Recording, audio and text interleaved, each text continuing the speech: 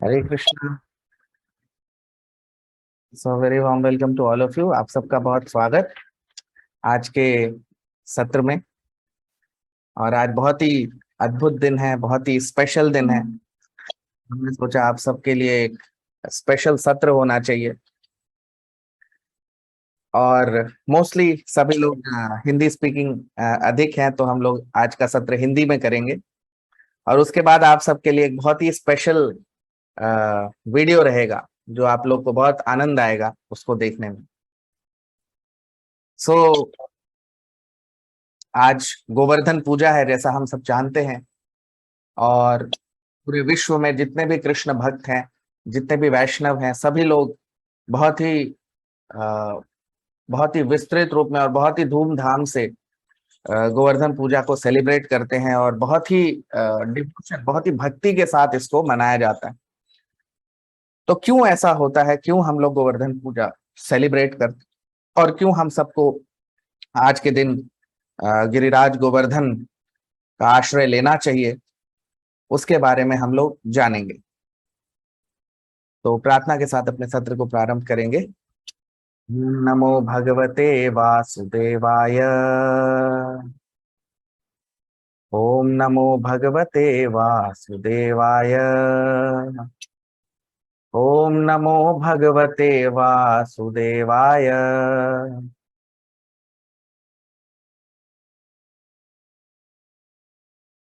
तो हमने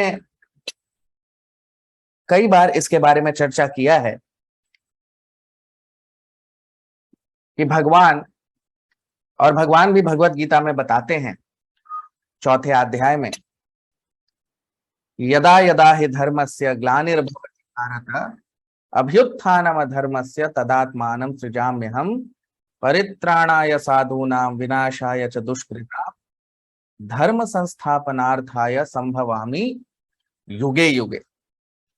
तो भगवान बता रहे हैं कि मैं युग युग में प्रकट होता हूं। और किस लिए प्रकट होता हूं?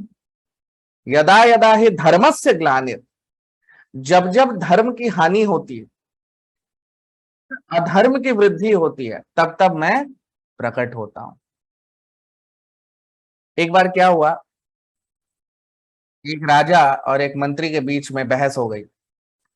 अब मंत्री जो था वो बहुत बड़ा भक्त था। कई बार लोग उसको अकबर बीरबल का भी कहते हैं।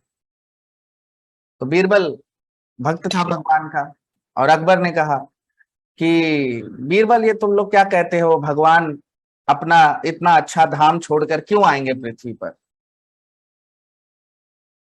तो बीरबल ने कहा, महाराज, इसका उत्तर देने के लिए मुझे आपको कल मैं एक जगह लेके चलूंगा उस आपको। तो अगले दिन बीरबल अकबर को उसने कहा कि कल आप नदी में आ जाइएगा, हम लोग नौका विहार करेंगे, नाव पे जाएंगे।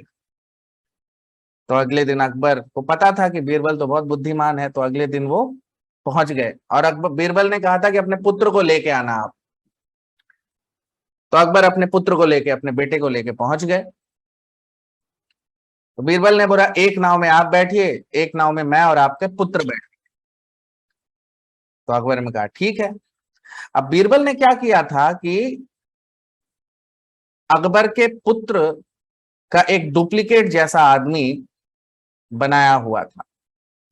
और डुप्लीकेट का मतलब कि ऐसा एक एक बच्चे को उसी की तरह के कपड़े और वगैरह सब कुछ पहनाया हुआ था।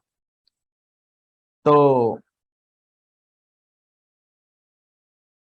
दोनों, अब बीरबल और उसका पुत्र एक नाव पे बैठे, और बाकी लोग और अकबर अपने सिपाहियों के साथ एक नाव पे बैठ गया।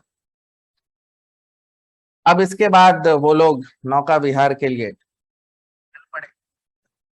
अब नाव थोड़े आगे बढ़ा, थोड़े दूरी पे बीरबल ने क्या किया कि उसका जो पुत्र का जो डुप्लीकेट उसने तैयार किया था, उसको धक्का दे दिया। अब वो डूबने लगा। उसको लगा कि मेरा बेटा डूब रहा है, मेरा पुत्र डूब रहा है, तो वो पानी में कूद गया बचाने के लिए। जब वो पहुंचा तो वहां जाके वो देखता है कि ये तो कोई और है, मेरा पुत्र नहीं है, कोई और है। तो अकबर को बहुत गुस्सा आया। उसने बोला, बीरबल तुम्हारी इतनी हिम्मत, तुम ऐसा कैसे कर सकते हो? तो बीरबल ने बोला कि महाराज, ये आपके प्रश्न का उत्तर था जो कल आपने पूछा था, आप स्वयं क्यों कूदे नदी में? तो अकबर ने बोला, अरे मेरा पुत्र है, मैं उससे प्रेम करता हूं, मैं उसके लिए कुछ भी कर सकता हूं, तो मैं कूद गया।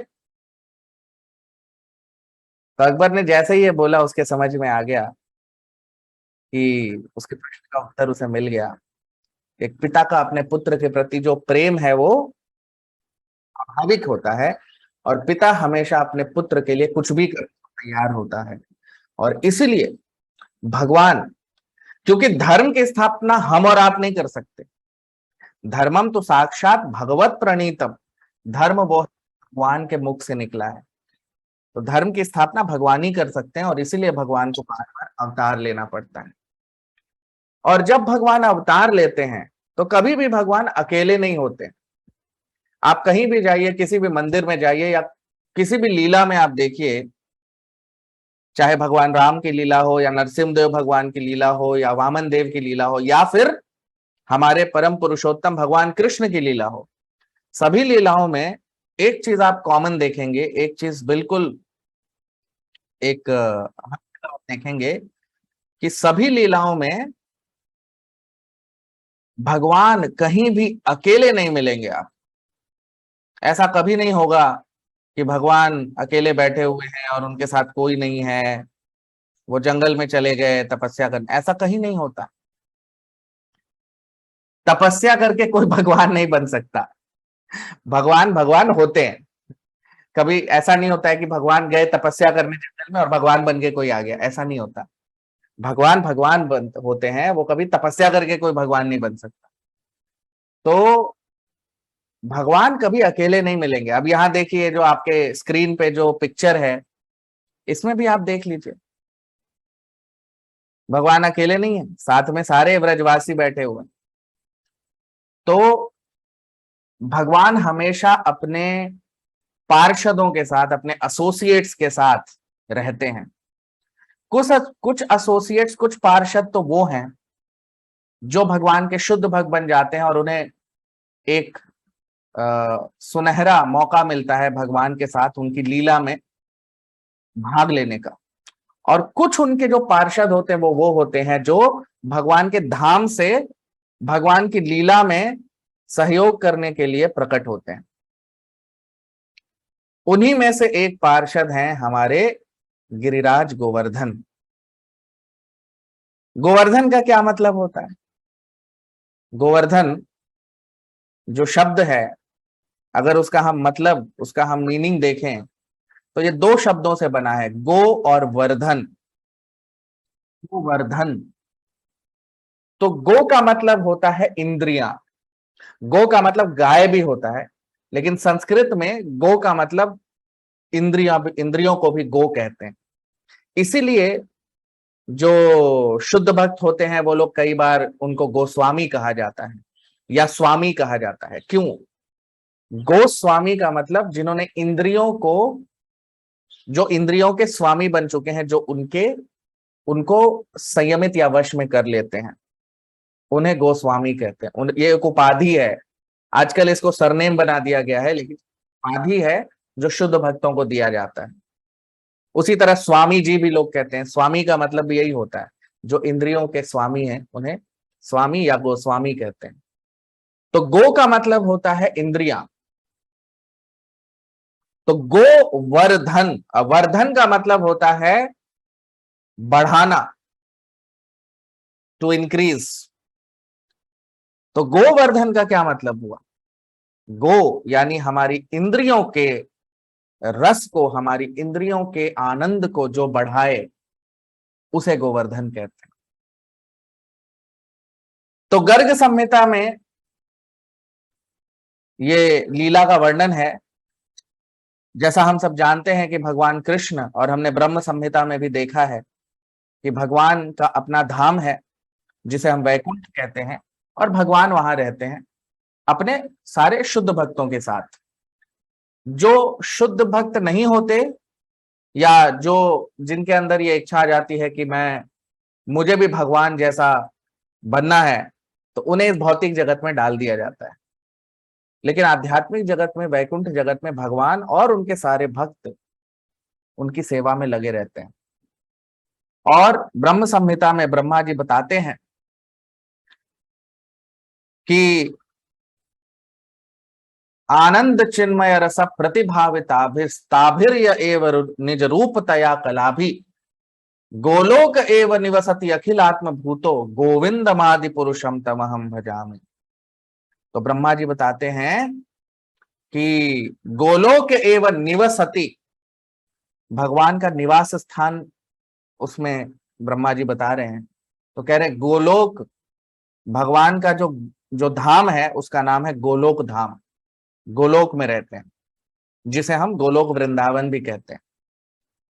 तो इसीलिए अवतार का संस्कृत में अगर आप उसका मतलब देखेंगे तो वो दो शब्दों से बना है, अव और तार।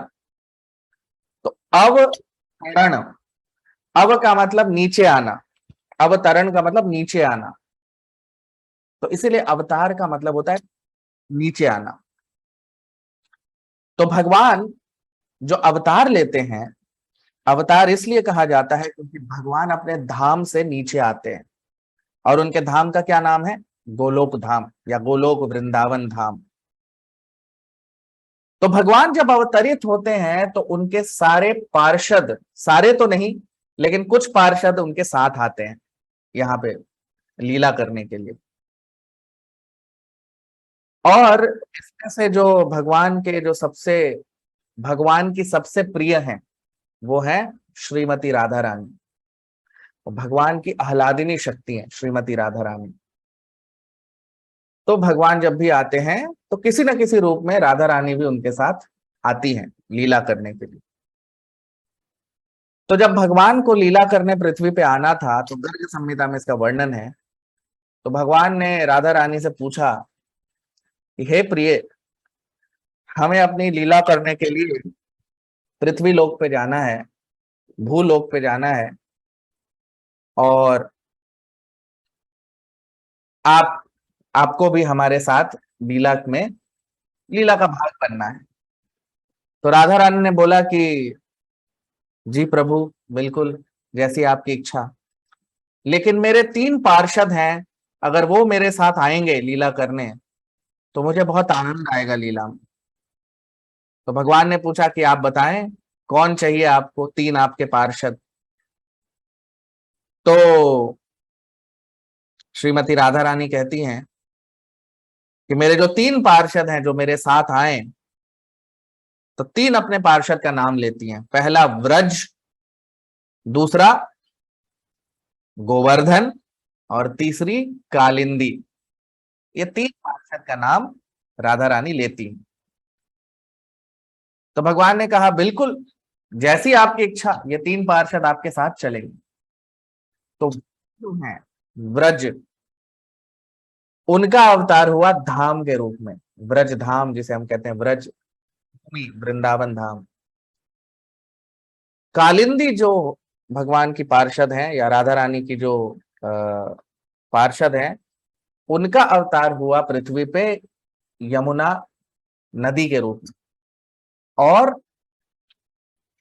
तीसरे जो पार्षद हैं गोवर्धन, उनका अवतार हुआ पृथ्वी पे गोवर्धन पर्वत के रूप में। तो गोवर्धन कई युग पहले प्रकट हो गए, पता था भगवान अपनी लीला करने आने वाले हैं। तो गोवर्धन का जन्म हुआ हिमालय के बीच में, हिमराज जो हैं, मतलब पर्वतों के जो राजा हैं, उनके पुत्र के रूप में। और गोवर्धन इतने सुंदर थे, इतने सुंदर थे। अब जैसे कई लोग ऐसा सोचते हैं कि मतलब नॉन लिविंग, यानी कि जीवित नहीं हो, लेकिन कई पर्वत हैं जो जिनमें जीवात्मा है, और कई पर्वत हैं जिनकी अब मृत्यु हो चुकी है, तो वो बस उनका शरीर दिखता है। लेकिन कई ऐसे पर्वत हैं जो जीवित पर्वत हैं।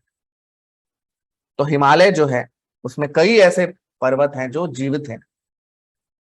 तो हमारे जो गिरिराज गोवर्धन है वो प्रकट हुए हिमराज, उनके राजाओं, पर्वतों के राजा के पुत्र बन के। तो एक बार पुलस्त ऋषि वो गए उत्तर की तरफ, तो उन्होंने देखा कि एक बड़ा ही सुंदर पर्वत है जो इतना ऊंचा है और इतना सुंदर है, उसमें झरने हैं, नदियां हैं, सब कुछ है। तो वो बड़े आकर्षित हो गए उस पर्वत को देख के, और वो काशी में तपस्या करते थे अपनी। तो उन्होंने जो पर्वत राज हैं उनसे बोला, कृपया करके आप अपने पुत्र को कहें कि अगर वो हमारे साथ चले और काशी में हमारे साथ रहे तो हमें बड़ा सौभाग्य मिलेगा कि काशी भी बहुत सुंदर हो जाएगी हमारी। तो उन्होंने कहा ठीक है, ये तो आप मेरे पुत्र से पूछ लीजिए, अगर उसकी इच्छा होगी तो वो जाएगा। तो पुलस्त ऋषि ने गोवर्धन पर्वत से पूछा, और गोवर्धन पर्वत जो है वो, उन्होंने कहा ठीक है, मेरी कृपा से आप मुझे उठा तो लेंगे, लेकिन यदि आपने रास्ते में कहीं मुझे रखा, अगर कहीं पे आपको ऐसा कुछ, अगर कुछ ऐसा करना पड़ा कि आपको मुझे कहीं रखना पड़ा, तो फिर मुझे आप उठा नहीं पाएंगे उसके बाद। तो गोवर्धन पर्वत की कृपा से ऋषि ने उन्हें उठा लिया, और वो वायु के मार्ग से उनको लेके जा रहे थे। अब जैसे ही ब्रजमंडल आया, तो ब्रजमंडल के ऊपर गोवर्धन पर्वत के योग शक्ति से पुलस्त ऋषि को लघु शंका आई। अब इतनी जोर की लघु शंका आई कि वो अपनी लघु शंका को रोक नहीं पाए, और रोकने, अब उनको जाना था, तो उन्हें गोवर्धन पर्वत को पृथ्वी पे रखना पड़ा। अब जैसे ही पृथ्वी पे उन्होंने रखा, गोवर्धन वहीं पे स्थापित हो गए। उन्होंने बोला अब तो तुम मुझे नहीं उठा सकते। तो पुलस्त ऋषि को बहुत क्रोध आया, और उन्होंने श्राप दे दिया गोवर्धन को, तुमने मेरे साथ छल किया है, ये तुम्हारा, मुझे पता है ये तुम्हारा किया हुआ है, तो मैं तुम्हें श्राप देता हूं कि प्रतिदिन जो इतना तुम्हें घमंड है अपनी ऊंचाई का, तो गोवर्धन पर्वत बहुत ऊंचे हुआ करते थे।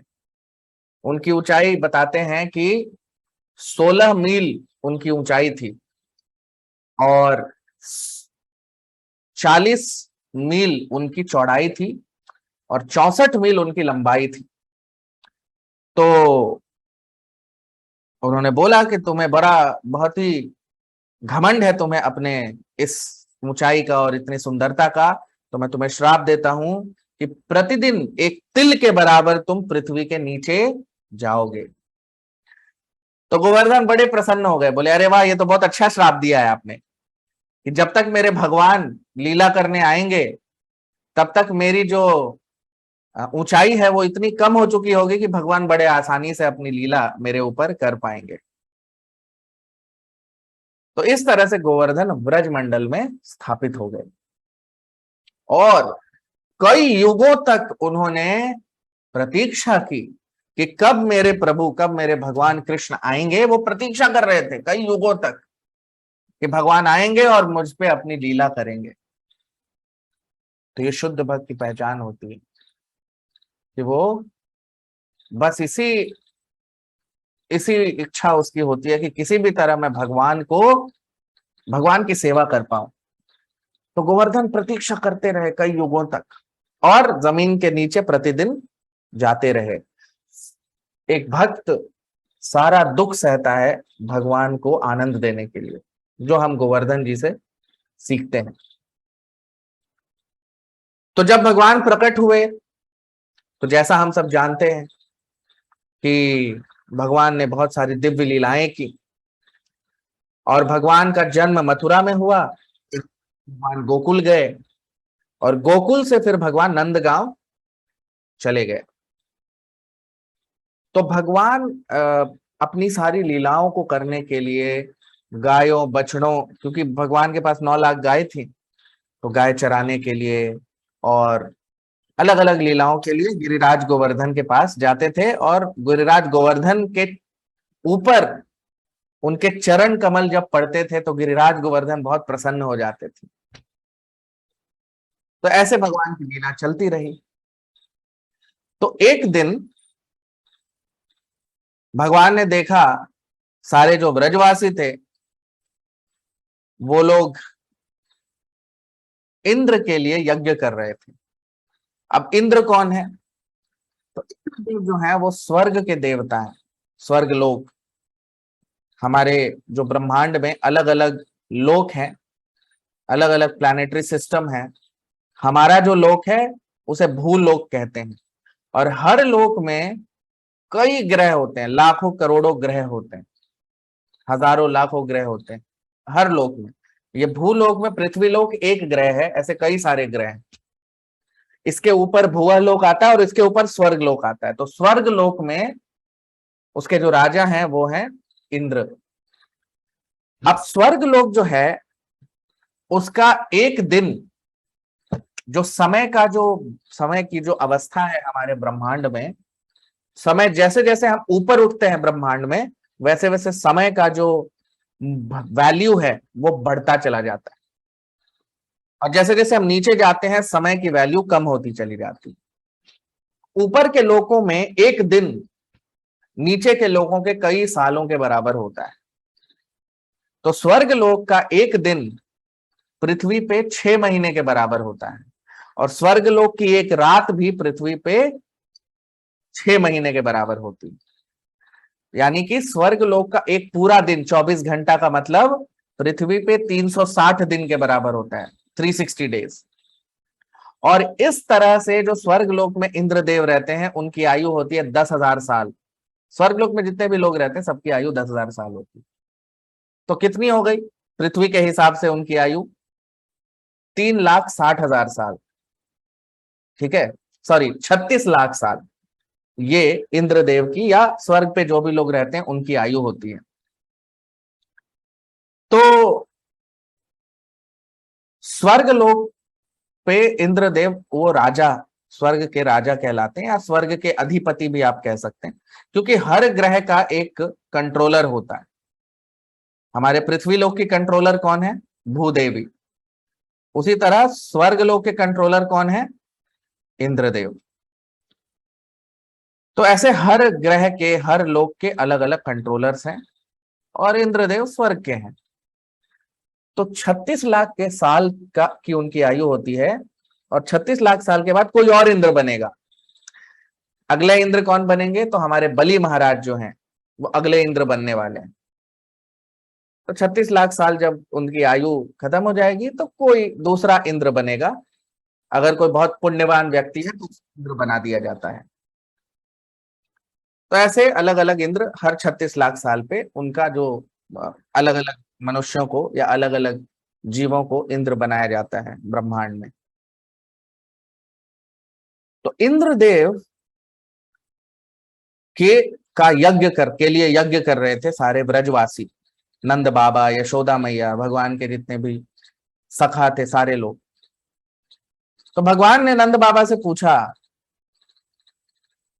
कि बाबा ये आप ये जो पूजा कर रहे हैं, ये जो यज्ञ कर रहे हैं, ये क्यों कर रहे हैं? अब नंद बाबा ने सोचा कि अब ये बच्चा है, इसको क्या बताऊं मैं, तो वो नहीं बता रहे थे। लेकिन भगवान ने बड़े ही बहुत ही विस्तृत रूप में पूछा और बार बार पूछा तो उन्हें बताना पड़ा। तो उन्होंने कहा देखो बेटा कृष्णा, हम लोग हर साल इंद्र के लिए यज्ञ करते हैं, उनकी पूजा करते हैं। क्यों? क्योंकि इंद्र तो वर्षा के देवता हैं और इंद्र प्रसन्न रहेंगे तो हमें वर्षा देंगे, और अगर वर्षा देंगे तो हम लोग वर्षा अगर अच्छे से होगी तो फिर हम लोग तो सारे किसान लोग हैं, बिना वर्षा के हम लोग अन्न कैसे उगेंगे? और कंस को हमें हर साल कर चुकाना पड़ता है, टैक्स देना पड़ता है, तो उसके लिए भी हमें वर्षा की आवश्यकता है। तो इसीलिए हम लोग इंद्रदेव के लिए यज्ञ करते हैं और पूजा करते हैं। अब भगवान जो थे उन्होंने, अब कृष्ण भगवान जो हैं या भगवान जब अवतार लेते हैं तो वो भले ही पृथ्वी पे आए हैं, लेकिन वो भगवान तो पूरे लोको सर्वलोक महेश्वर कहते हैं ना भगवान भगवत गीता में। आपको एक भगवत गीता का श्लोक दिखाता हूं मैं, आप सब अपने स्क्रीन पे देखिए। भगवान भगवत गीता में एक बड़ी ही अद्भुत बात बताते हैं। तो आप देखिए 7वें अध्याय में बहुत ही विशेष भगवान के श्लोक हैं, जो उसमें भगवान बहुत ही खूबसूरती से कुछ बहुत ही विशेष ज्ञान अर्जुन को दे रहे हैं, और वही ज्ञान भगवान ने व्रजवासियों को भी दिया। तो क्या क्या ज्ञान दिया, आप देखिए अपने स्क्रीन पे आप देख पाएंगे। सभी को दिख रहा है स्क्रीन पे? एक बार आप लोग अगर दिख रहा है तो हैंड रेज कर दीजिए, अगर आपको स्क्रीन पे। अच्छा, वेरी गुड वेरी गुड, ठीक है, पता चल गया। सो अब देखिए स्क्रीन पे भगवान श्री कृष्ण क्या बता रहे हैं। कामस्तैस हृतज्ञाना प्रपद्यन्ते देवता तम तम नियममास्थाय प्रकृत्या नियता स्वया। तो क्या कह, ठीक है आप लोग हाथ नीचे कर सकते हैं, अभी पता चल गया मुझे। तो क्या कह रहे हैं भगवान कि कामस्तैस हृतज्ञाना, का मन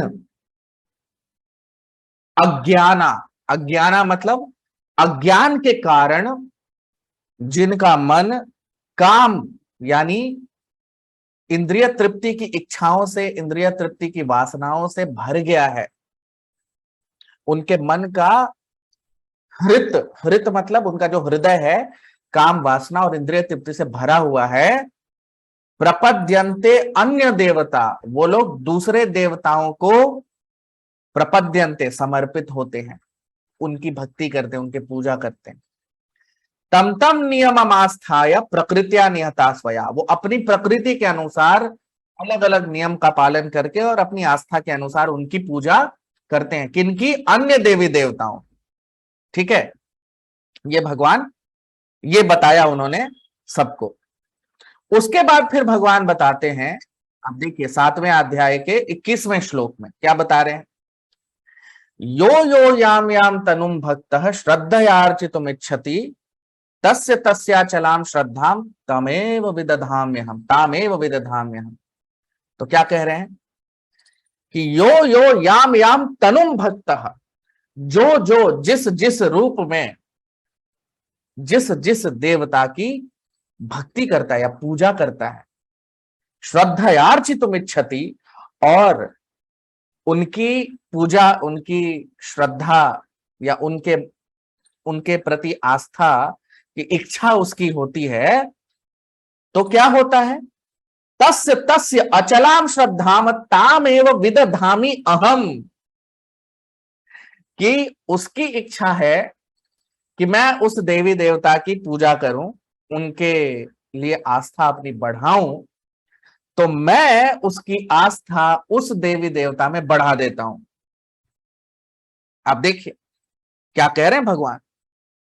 पहले क्या बताया कि जिनके हृदय में काम वासना की बहुत इच्छा है, इंद्रिय तृप्ति की बहुत इच्छा होती है, वो लोग दूसरे देवी देवता के पास जाते हैं, और जब वो उन देवी देवताओं की पूजा करने की इच्छा करते हैं तो मैं उनकी श्रद्धा उस देवी देवता में बढ़ा देता हूं। अब आपको एक उदाहरण देता हूं मैं।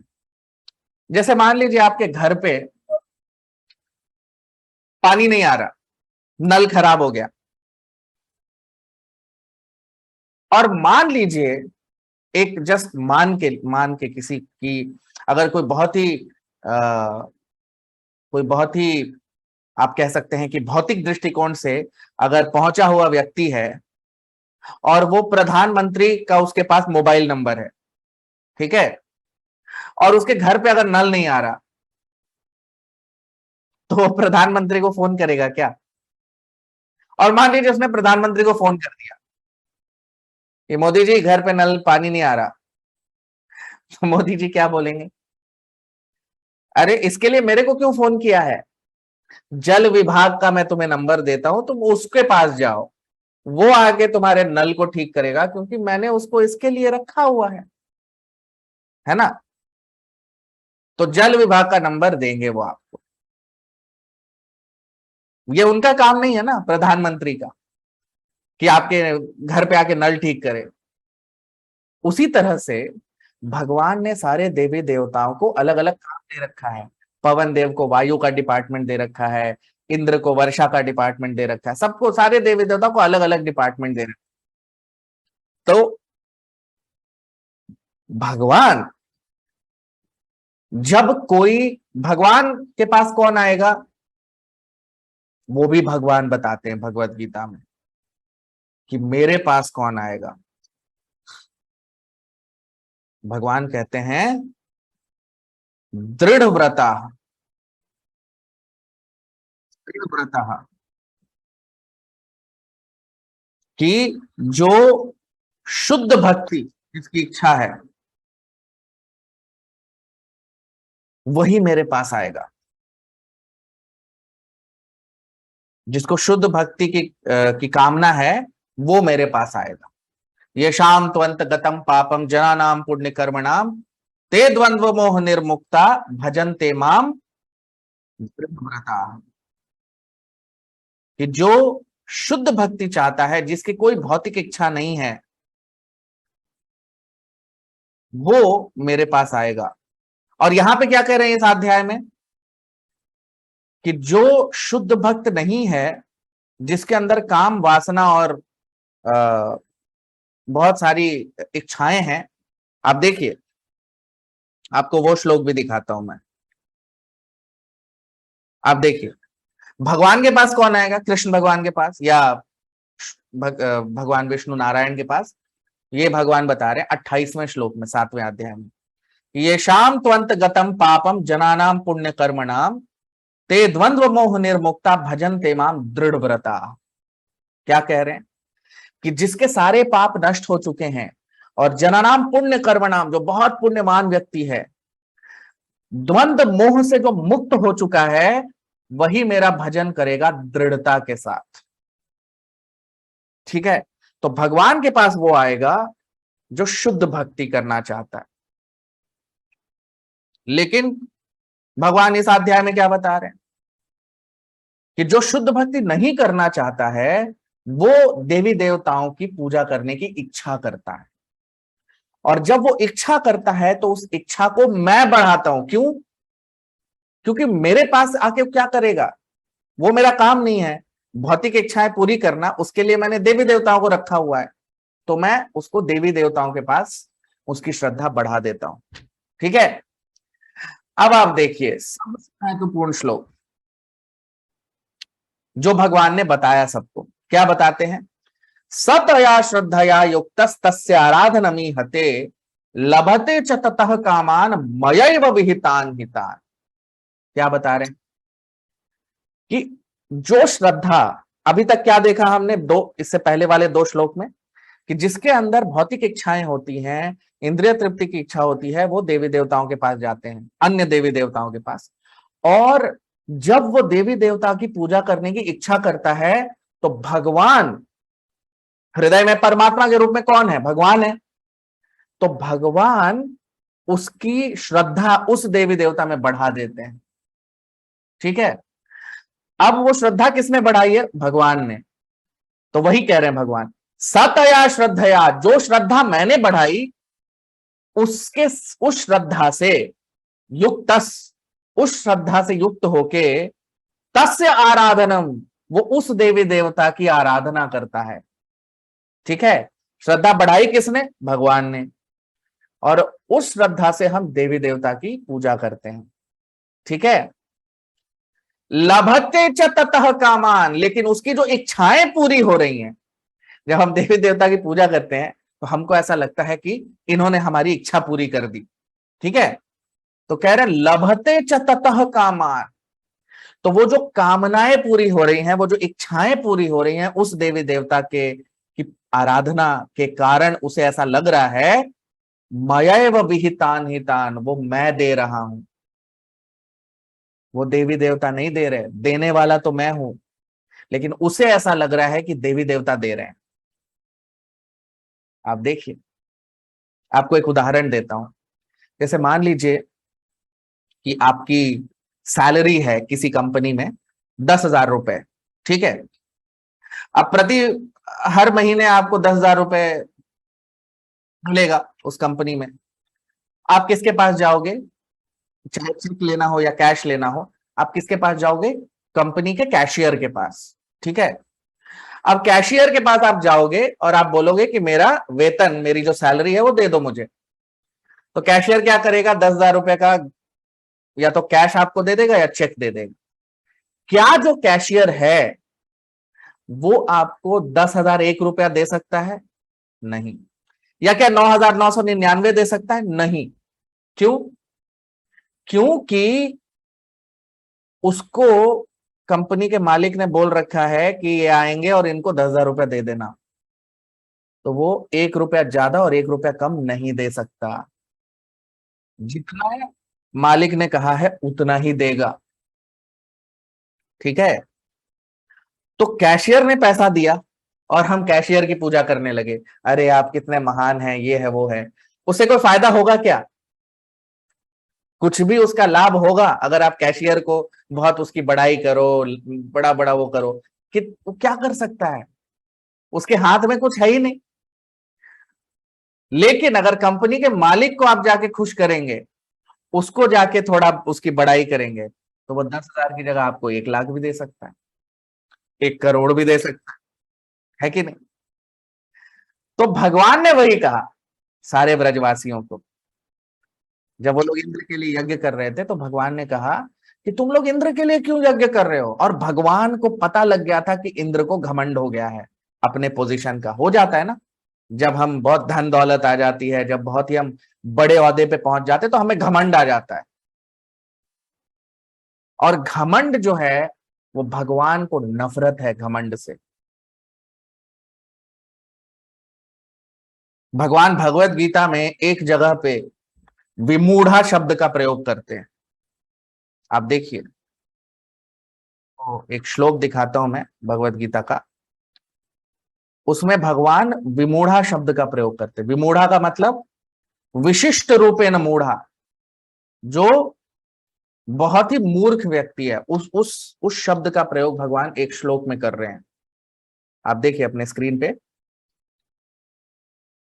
तीसरे अध्याय में आप देखिए, प्रकृति क्रियमाणानि गुण कर्माणि सर्वशः अहंकार विमूढ़ात्मा।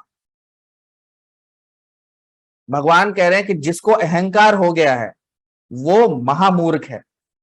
विमूढ़ का मतलब होता है विशिष्ट रूपेण मूढ़, और मूढ़ का मतलब होता है मूर्ख व्यक्ति। तो भगवान कह रहे हैं कि जिसको घमंड हो गया है उससे बड़ा मूर्ख कोई व्यक्ति नहीं, वो महामूर्ख है। भगवान कितने कठोर शब्द का प्रयोग कर रहे हैं। बाइबल में भी लिखा गया है और कुरान में भी और कई शास्त्रों में इसके बारे में आपको मिलेगा कि भगवान को सरलता और शालीनता और विनम्रता, ये भगवान को आकर्षित करती है।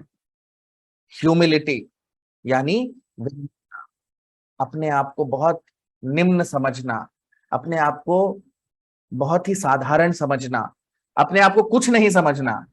अगर ये गुण किसी में आ जाता है तो भगवान को वो आकर्षित करने लगता है। भगवान सबको आकर्षित करते हैं पूरी सृष्टि में, लेकिन शुद्ध भक्त जो होता है वो भगवान को आकर्षित करता है। क्यों? अपनी विनम्रता से, अपने शुद्ध स्वभाव से, सरलता से। ये भावनाएं भगवान को आकर्षित करती। तो भगवान को अहंकार से बिल्कुल नफरत है। अहंकार के कारण ही हम इस पृथ्वी, इस भौतिक जगत में आते हैं। तो अहंकार से भगवान को बिल्कुल वो उनको अच्छा नहीं लगता।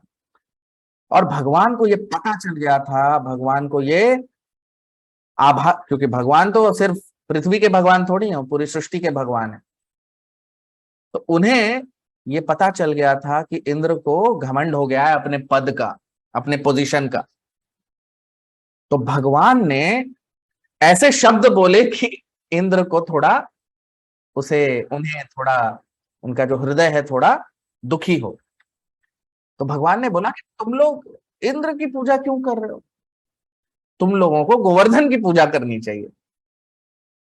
अब व्रजवासी सारे भगवान के अनन्य भक्त, वो कैसे भगवान को मना करें?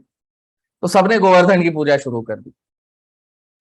अब गोवर्धन की पूजा जब शुरू कर दी तो इंद्रदेव को बहुत क्रोध आया। बोले एक छोटे से बालक की बातों में आके ब्रजवासियों ने मेरी पूजा छोड़ के एक पत्थर की पूजा करनी शुरू कर दी। इसीलिए पूरे विश्व में गोवर्धन को क्यों पूजा जाता है? क्यों गौ पूजा आज का दिन जो होता है, गौ पूजा, गोधन पूजा, अलग अलग भारत के प्रांतों में अलग अलग तरीके से, जैसे भारत के पूर्वी जो राज्य हैं उसमें गोबर का बनाते हैं, छोटे छोटे पहाड़ पत्थर जैसे बनाते हैं, और फिर लोग उसकी पूजा करते हैं भाई दूज के दिन। और ये सारा, ये सब क्यों होता है? क्योंकि भगवान ने कहा है कि सबको गोवर्धन की पूजा करनी, ठीक है? तो भगवान ने कह दिया तो सारे ब्रजवासी करने लगे। अब इंद्रदेव को क्रोध आया, और उनका एक एजेंट है, उनका एक दास है उनके, जिनका नाम है संवर्तक। अब संवर्तक जो है वो जब सृष्टि नष्ट, जब विध्वंस करना होता है, सृष्टि में प्रलय करना होता है, तो वो वर्षा होती है। वो वर्षा ब्रजमंडल में, वृंदावन में शुरू हो गई। अब सारे जो वृंदावन वासी थे उसने बोला, कृष्णा ये तुमने क्या कर दिया? इंद्र को क्रोधित कर दिया, अब हमने से कोई नहीं बचेगा। तो कृष्ण भगवान बोलते हैं, तुम्हारे प्रति मेरा जो प्रेम है वो इंद्र के क्रोध से बहुत बड़ा है। और तब भगवान ने क्या किया? आप देखिए, अपने स्क्रीन पे आपको पिक्चर दिख रहा है। भगवान ने अपने बाएं हाथ में, में उसके छोटी कानी उंगली में ऐसे गिरिराज गोवर्धन को उठा लिया। अब गोवर्धन तो कई युगों से इसका वेट कर रहे थे, है ना? कई युगों से वो प्रतीक्षा में थे कि कब मेरे भगवान आएंगे और मुझे सेवा का अवसर देंगे। तो जब उन्हें उठाया तो गिरिराज गोवर्धन के हर्ष से पूरी लहर दौड़ गई उनके हृदय में, और गिरिराज गोवर्धन आनंदित हो गए। और उन्होंने कहा, सारे सारे मेरे जितने भी लोग हैं सब लोग आप आ जाओ गोवर्धन के नीचे। अब सभी गोवर्धन के नीचे थे, और भगवान ने गोवर्धन पर्वत को उठा रखा था। अब इंद्र ने देखा, और इतनी भयंकर बारिश हो रही थी, लेकिन अंदर कुछ नहीं। लोगों को लगा जैसे हम एकदम आनंद में हैं, एसी कमरे में बैठे हुए, ऐसे सबको लग रहा था ब्रजवासियों को। और सारे ब्रजवासी, भगवान ने कितने दिन उठा के रखा गोवर्धन को? 7 दिन और 7 रात तक। इसीलिए जो 56 भोग का जो कॉन्सेप्ट आया है ना, 56 भोग भगवान को लगाते हैं, इसी से आया है।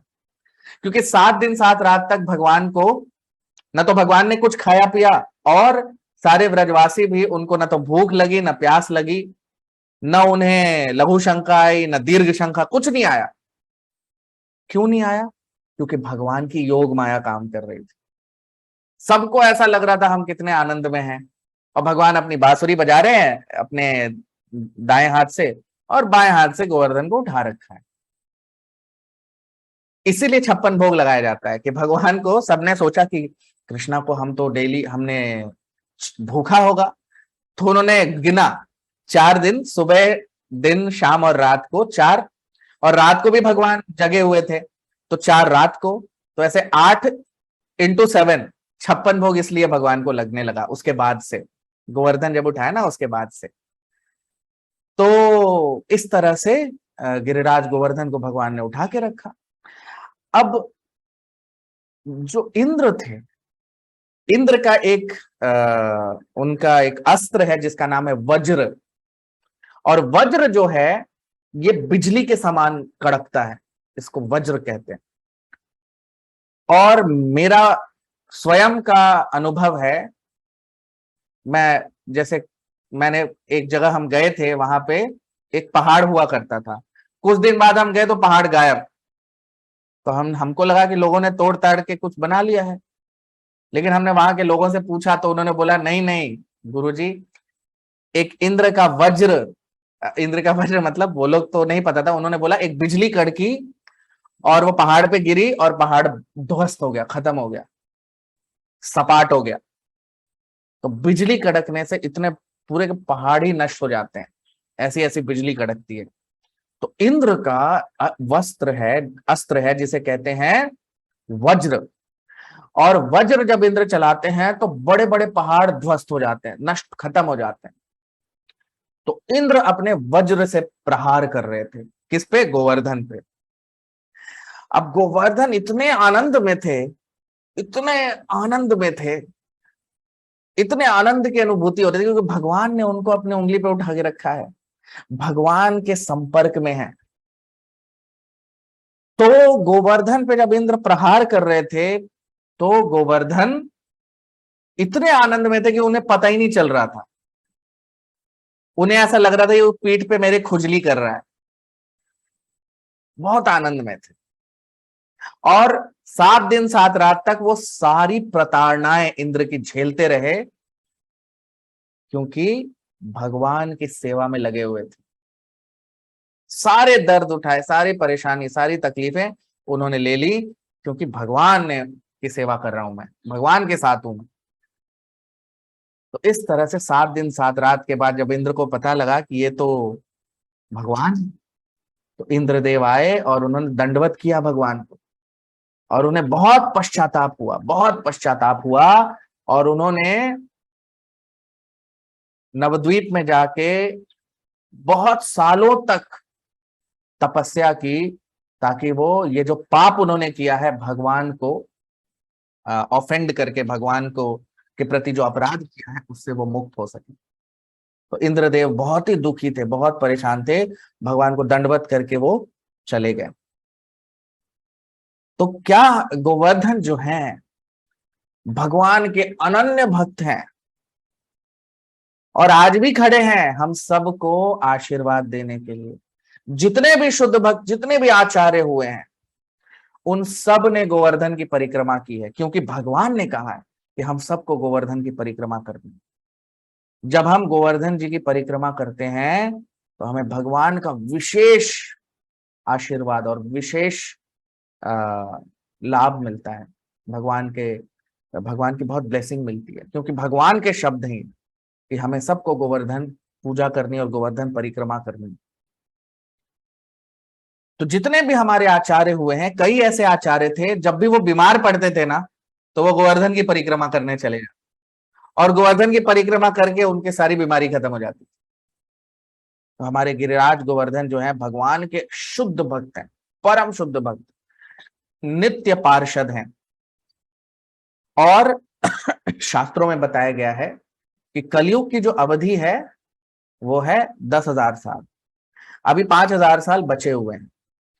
तो गोवर्धन की जो हाइट थी, जो ऊंचाई थी, पहले 16 मील की थी, अभी कितनी बची है? क्योंकि उनको श्राप मिला था कि प्रतिदिन वो 1 तिल के बराबर नीचे जा रहे हैं। तो अब जो उनकी हाइट बची है, उनकी जो ऊंचाई बची है, आज अगर जाके आप देखें तो 80 फीट, बस 80 फीट उनकी हाइट अब बची है, बाकी पूरे वो नीचे जा चुके हैं पृथ्वी के।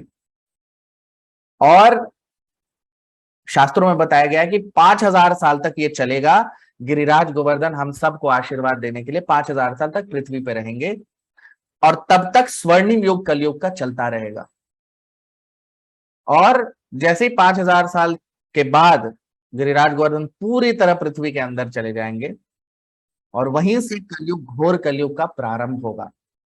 तो तब तक 5,000 साल तक गोवर्धन रहेंगे, यमुना देवी रहेंगी, और ब्रजमंडल रहेगा। ये तीनों 5,000 साल तक रहेंगे, हम सबको आशीर्वाद देने के लिए, हम सब उनकी पूजा कर सके, वहां पे जाके वो लाभ उठा सके, उसके लिए।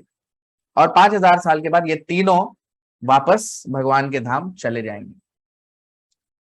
तो यहाँ पे इसलिए गिरिराज गोवर्धन है क्योंकि भगवान ने कहा है कि हम सबको गिरिराज की पूजा करनी है, उनकी परिक्रमा करनी है।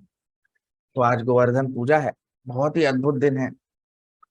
भगवान के परम शुद्ध भक्त, पार्षद, नित्य पार्षद गिरिराज गोवर्धन का आज के दिन भगवान की वो लीला हुई थी। तो आप सबको मैं एक स्पेशल वीडियो दिखाना चाहता हूं।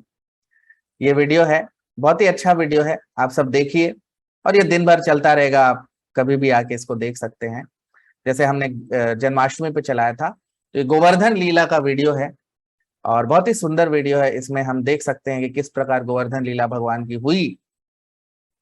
तो और आज के दिन हम सबको गोवर्धन जो है, गिरिराज गोवर्धन, उन सब से प्रार्थना करना चाहिए, क्योंकि भगवान अपने शुद्ध भक्तों की प्रॉपर्टी होते हैं, कि हमें भी उनके जैसी थोड़ी सी भक्ति मिल सके, कि हम भी भगवान के लिए, जैसे गिरिराज गोवर्धन है, इतनी प्रतीक्षा की और भगवान ने जब उन्हें उठाया अपने हाथ में तो सारी प्रताड़नाएं सह गए भगवान की सेवा के लिए। तो हमें भी उतने शुद्ध भक्त तो कोई भी नहीं हो सकता, लेकिन हमें थोड़ी सी भक्ति मिल जाए गिरिराज गोवर्धन की कृपा से, ताकि हम भी भगवान के शुद्ध भक्त बन सकें। तो आज के दिन हम सबको प्रार्थना करना चाहिए गिरिराज गोवर्धन से, और हम सबको भी शुद्ध भक्त बनने के लिए प्रयत्न करना चाहिए, ताकि हम भी भगवान के लिए सब कुछ करने को तैयार रहें, जैसे गिरिराज गोवर्धन ने अपनी लीला में दिखाया।